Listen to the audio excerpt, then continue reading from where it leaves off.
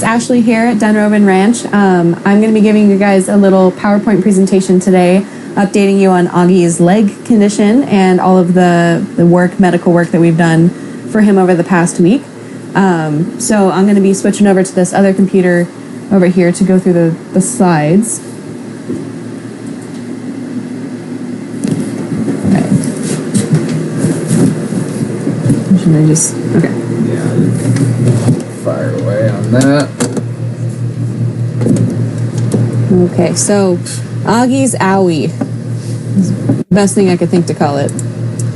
So last Monday, while we were doing our morning chores for the broadcast, Suzanne received a text, I think from Celia, saying that Augie was limping up the runway into the sorting pen with all of the other horses following behind. And he couldn't put any weight on his back right leg, and he was having a really hard time walking through the ice. So I walked him into one of the stalls and checked on his leg. I noticed that his fetlock, which is that ankle area right here, was very, very swollen, kind of like the size of a softball, and it had heat when I touched it.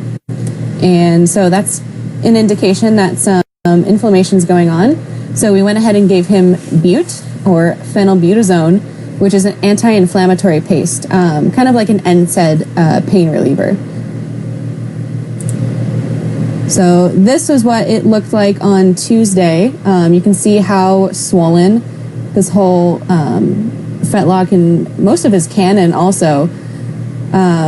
We gave him some more Bute paste and we went ahead and called the vet. This is a new vet, but he said he's been out here before, so I'm not sure what that was all about. But he drove out with a vet tech and they checked on Augie.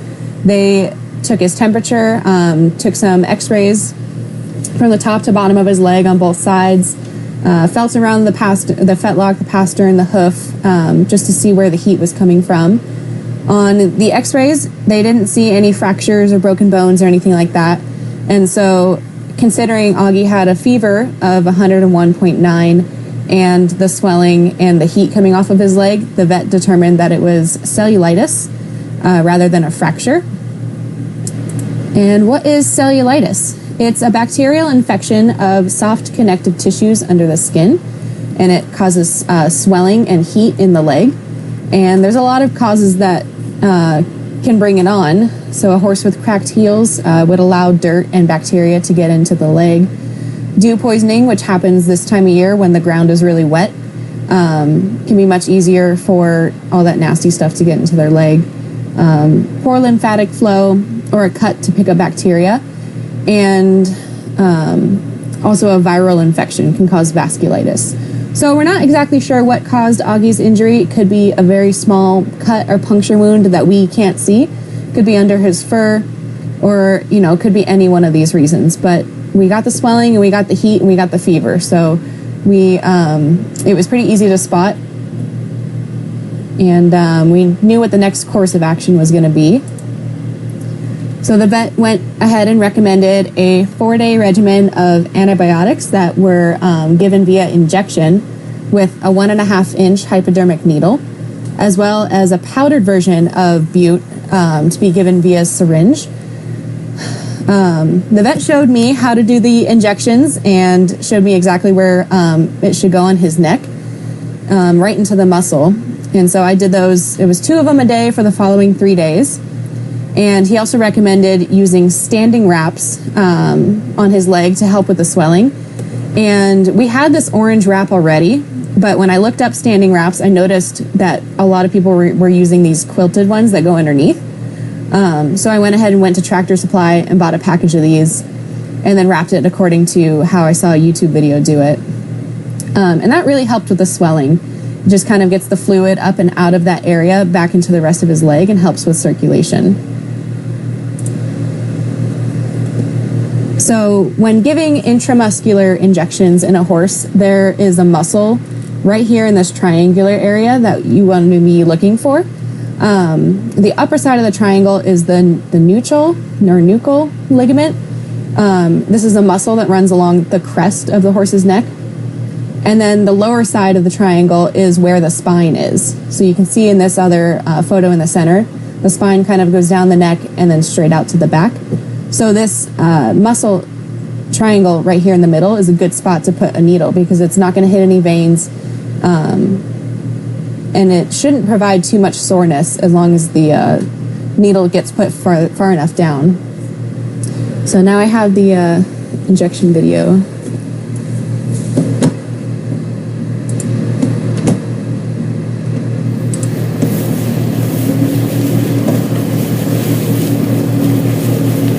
So the vet recommended switching sides for the injections every day.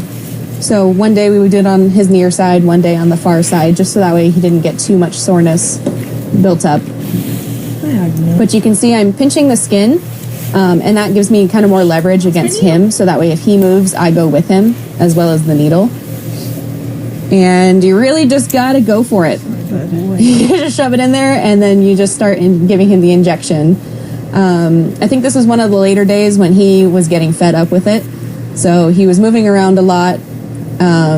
And I think the very last injection we did, he ended up kind of bleeding from it. So I told the vet that, and we decided once the injections were done, we were just going to switch treatments. But it's a very small opening for that needle, so it takes quite a while to get all of the product dispensed. Okay, come out.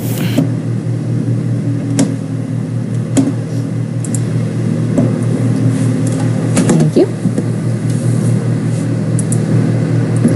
So, given all of this, supplements and injections and everything that we had to do, I decided to make a little Augie loggy to keep track of everything because the vet wanted to know his temperature twice a day. So I made little spots to put the temperature and for us to check off that we did the injections, we wrapped his leg, we gave him his bute, and that we updated the vet. So those are daily updates that we had to do. And by Wednesday, this is day 3, his temp was at 101.1. He was still in pain and not putting any weight on his leg, really hesitant to walk. But the swelling was down, which means that the wrap was doing its job.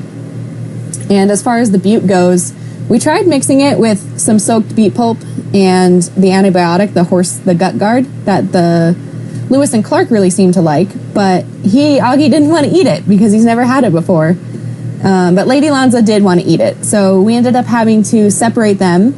I just put her in the mare stall that's right behind where Augie is at, so they can still see each other. They were still in contact, but she wasn't able to eat all his food. And once he was left to his own devices, he ended up eating most of it, but dumped the rest on the ground like a 3-year-old. And Wednesday night, his temperature was down to 99.9. And Thursday morning was 100.2. So the average body temperature for horses is between 99 and 101.5 degrees. The vet was saying that because it's cold outside, it's expected that he'll have a little bit of a higher body temperature, but he was definitely pulling a fever before we started any of the treatment. And so I guess we could do the temp video.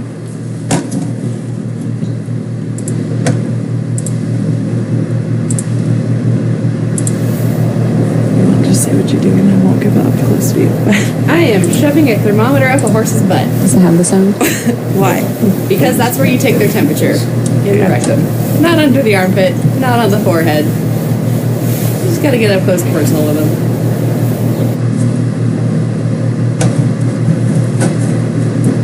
Short keys. So that's the best way to take a temperature on a horse, unfortunately, is not the good end. I did end up buying, rubber gloves and everything to do that, to keep myself safe.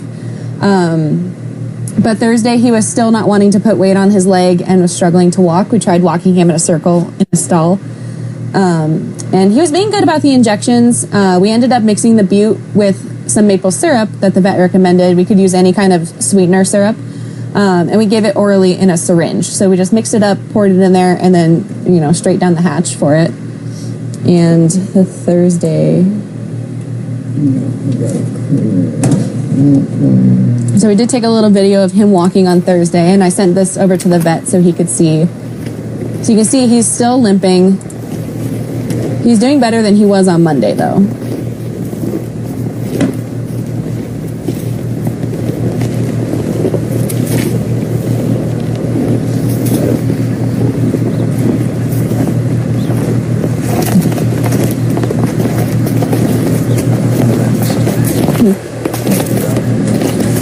Yeah, might as well. Okay. And then this is the video of me walking him around the sorting pen Friday. As you can see, he's putting weight on his leg again. Still looks like he's in a little bit of pain, but definitely doing better from where he was at on Monday. I could hardly get him to go 2 steps without stopping or lifting up his leg.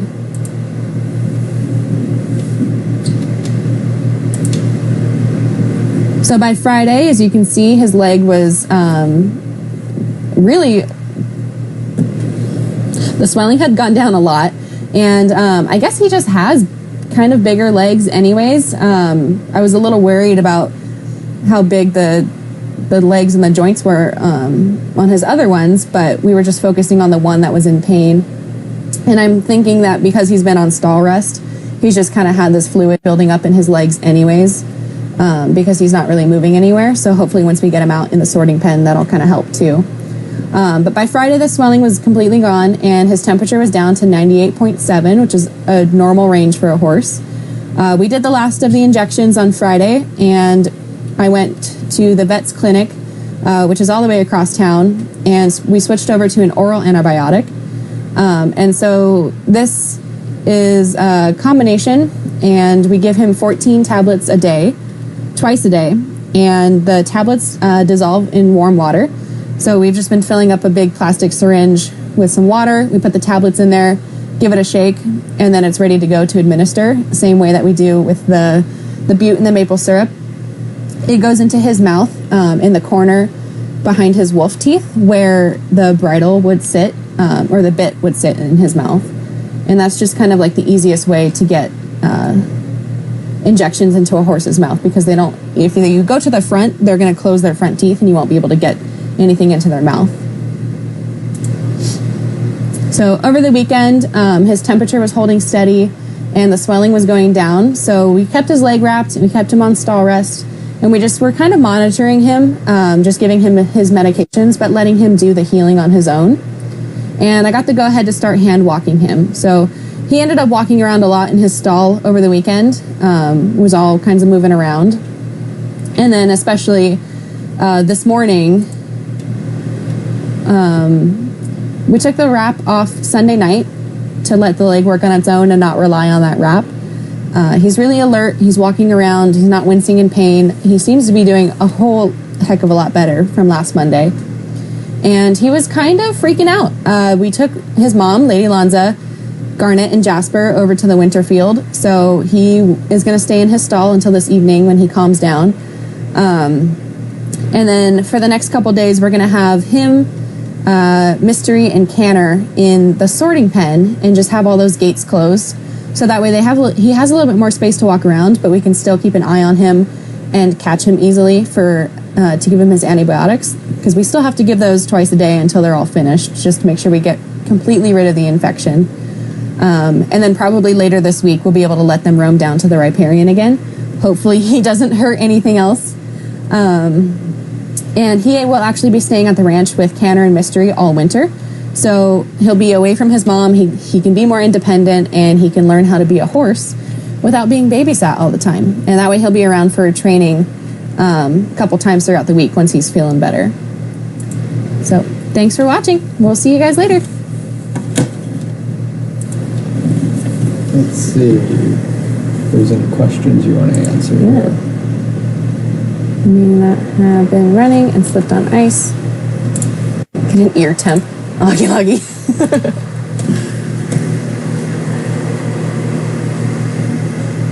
So yeah, no questions. Well, thanks, Ashley. That was awesome. Yeah, so maybe we'll give a little update on what time is it? On Lewis for the last 6 minutes. Captain Lewis, it was determined that he has been eating rocks and gravel as he's been eating his hay. So the vet listened to his belly with his stethoscope and had me give a listen. And you could hear these weird whooshing sounds in his tummy. And that was what the vet determined to be sand and gravel. So there's Clark, and there's Lewis down there in the stall. He has had some digestive issues. I mean, Suzanne said ever since they got him, couldn't quite figure out what it was. We've been giving him, kind of like a high fiber diet. We've been giving him probiotics. We've been giving him different types of, medications to kind of get rid of parasites and stuff. But now knowing that it's caused by sand and gravel, we've been giving him Sand Clear, which is a natural psyllium husk kind of supplement. And it basically turns into a gel in his digestive tract and will pick up all of the rocks and sand and everything and help push it out. So he's going to be on a double dose of Sand Clear for the next 6 weeks to try and get rid of that, as well as all the other 3 littles that stay in the barnyard. They are also getting a 1-week dose of Sand Clear to help them out, because I'm sure they've been eating sand and gravel too. They like to pick up the hay off the ground, and it's really hard to control them unless you have them locked in a stall all day. But otherwise, they will just roam around and pick stuff up. So we've been giving Lewis his hay in a hay net inside of the feeder with a bottom on it, so that way he has absolutely the least chance possible to pick up rocks. And we've been trying to keep the Divas and Clark locked up until they have finished all of their breakfast, just so that way there's not any hay on the ground for Lewis to go in and pick up. So we're going to keep an eye on him. The other day I did end up scrubbing his butt.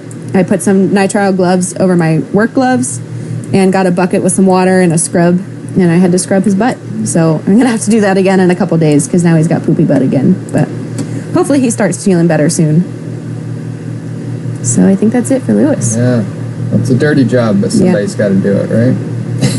I guess that's somebody's me. Yeah, right? We're going to get Ryan out there. Yeah, it's your guys' turn next. Awesome. Well, thank you, Ashley. Appreciate it. You bet. And let's see. We'll be back with you, I think, with Suzanne and I at 2 o'clock. And then Ryan will be here at 3 for Jeopardy, a Dunrovin variety show or something. It should be fun and exciting. So stay tuned for that. And we'll see you shortly. In the meantime, enjoy the ranch.